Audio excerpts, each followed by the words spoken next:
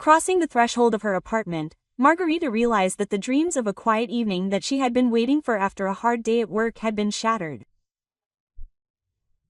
In a cozy room, surrounded by soft light, 3 people were sitting at a low coffee table: Rita's husband, Petya, and his 2 faithful friends, Max and Vasily. Rita could somehow come to terms with Max, but the appearance of Vasya foreshadowed only trouble. "Ritachka, please don't be angry. We'll put everything in order," Petya assured her with slight embarrassment. This was completely out of his style. Usually Petya tried to demonstrate to his friends that he was the master of the situation, the head of the family, and always persistently asked his wife to quickly prepare something for the table. But this time he seemed to run up on tiptoe, took the bags of groceries from her and carefully carried them to the kitchen. This foreshadows trouble, Rita thought. The woman had good reason to dislike Vasily, although he was generally a good person. Vasya had one extremely unpleasant trait. He was constantly carried away by dubious affairs, starting ambiguous adventures. And what was especially sad was that he involved his friends in his undertakings. At the same time, the essence of all his ideas remained unchanged. "Let's invest 100, we'll get 1,000. Rita headed for the bathroom. As she passed the men, their conversation suddenly stopped.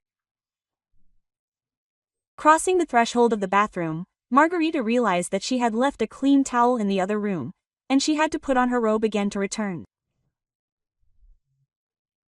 However, when she went out into the corridor, the sound that reached her ears made her freeze in place. "So, listen carefully, Petrusha. Your share is 250,000, and this amount must be transferred immediately. The advance payment must be made no later than next Monday, and you, Max, must give 350 and can do it in 2 parts, but no later than the end of next week. All responsibility for the organization falls on my shoulders, so we divide the profit as follows.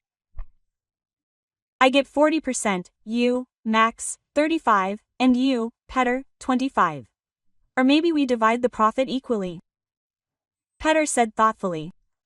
"You don't invest anything, but in the end you'll take more than anyone else. It's somehow unfair. Petya, my loyal friend. Without me, you won't get anything and you won't succeed. Who would take on such a business, where investments grow 10 times? Firstly, I took responsibility for you. Secondly, all my connections. Well, are you ready?" "In principle, I'm ready," said Petr. "But how can I persuade Ritka to give me the money? She has 350,000, and I know it for sure. But she's unlikely to agree." Quote, "And don't ask unnecessary questions," Vasily suggested. "Just take 250 from there, let her grumble a little, but imagine how happy she'll be when you bring her 2.5 million in 2 months. But you won't be able to take it. After I lent Ivan 140,000, Ritka blocked all the paths. Now only she has the ability to manage the account. Well, come on, use your brain, come up with something new." "People won't wait," Vasily said. "I see," Margarita thought. "I wonder, Petinka, what you can come up with so that I, remaining fully conscious and of sound mind, will give Vasya 250,000 for his next crazy idea." The next morning her husband turned to her and said, "Ritul, haven't you forgotten that my mother's anniversary is in a month and a half?" "Well, of course not, I remember. I need to think carefully about what gift to choose for her, because it's a special date," said Margarita. "No need to worry. I've already made a decision and, by the way, discussed it with my mother," answered her husband. "And what did you decide?" asked Rita. "In short, she said that she needed 250,000 and she needed the money now," said Pyotr. Quote, "Wow," said Rita in surprise. "Why so much? Read." She begged not to reveal this secret, but in general she urgently needs funds for cosmetic procedures, various facelifts and liftings. She dreams of looking 10 years younger on her anniversary. Let's support mom with money. Just don't ask her any questions.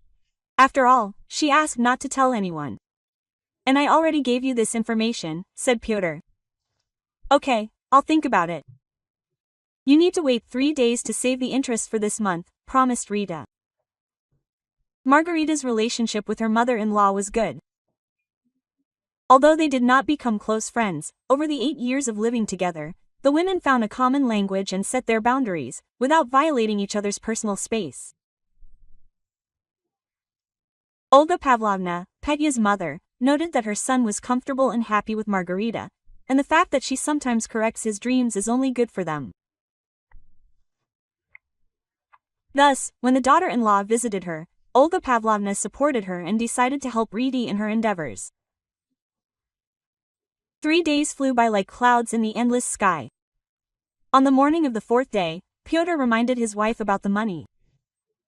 Yes, I have already transferred them to your mother's card, Rita said calmly. Well, I asked you to pretend that you did not know. And how did she react? Asked Pyotr in surprise. Olga Pavlovna first pretended to be surprised, and then her face lit up with joy. And imagine, we came to the conclusion. If she likes these procedures, then I will also decide to do something similar, shared Margarita with her husband. Pyotr rushed to his mother like the wind. Mom, Margarita has already sent you the money. Of course, my dear, thank you very much, said Mom. Mom, I need you to give me this money. It was planned for a completely different purpose. I deceived Ridka, telling her about the cosmetic clinic in order to get it from her, said Pyotr to his mother. Forgive me, dear, but I no longer have this money. I have already covered all the costs of the procedures and passed the necessary tests. Tomorrow I will go to see a doctor, said Mom. Quote, is it really impossible to take it all back? Just say you changed your mind. Besides, at your age it could be risky. And what if something goes wrong? How many similar stories have there really been? He said to his mother worriedly. Don't worry, darling. These are just rejuvenation procedures, not serious surgeries, his mother consoled him. Petya had to tell Vasily that he had no money. Quote, I didn't have much hope for you, so I turned to Mikhail. He immediately saw the benefit and agreed, Vasily said with a slight grin. And now you just watch and be jealous. Petya was certainly sad. He dreamed of buying a car for himself, a luxurious fur coat for his wife, a trip to a sanatorium for his mother and a new phone for his son. But now all these dreams remained only in his imagination. Yes, they will come true, but not for him, but for Vasily, Max and Mikhail. And so, overcome with excitement, one evening he shared with his wife his worries about not being able to become part of Vasya's business and reproached her for lack of insight. And what was the result? Margarita asked. Have they earned their millions? Not yet, but they will soon, and now all that remains is to wait, Pyotr said sadly. I've come across this story somewhere before, Margarita said with a slight smile, or, perhaps, read about something similar in childhood. Ah, I remembered. Buratino, located on a magical field of wonders in the land of fools, patiently waited for the hole where he hid his gold coins. When will the tree finally grow with golden leaves? Margarita was not mistaken. First 1 month passed, then the second, then the third. And soon Max and Mikhail received news from Vasily that their financial alliance had collapsed, and no one would see their money, even the money they had invested. Undoubtedly, the failed millionaires felt deep anger towards Vasily. They intended to talk to him man to man, but as if by magic, Vasya disappeared. He kept in touch with his companions only via SMS, complaining about his fate and claiming that he had suffered no less than they had. And what happened to the money that Pyotr was so worried about? Nothing special. It was still resting in Rita's savings account, as before. Olga Pavlovna, of course, was not going to go to a cosmetic clinic. However, on the eve of her anniversary, she and Margarita dropped in at a beauty salon.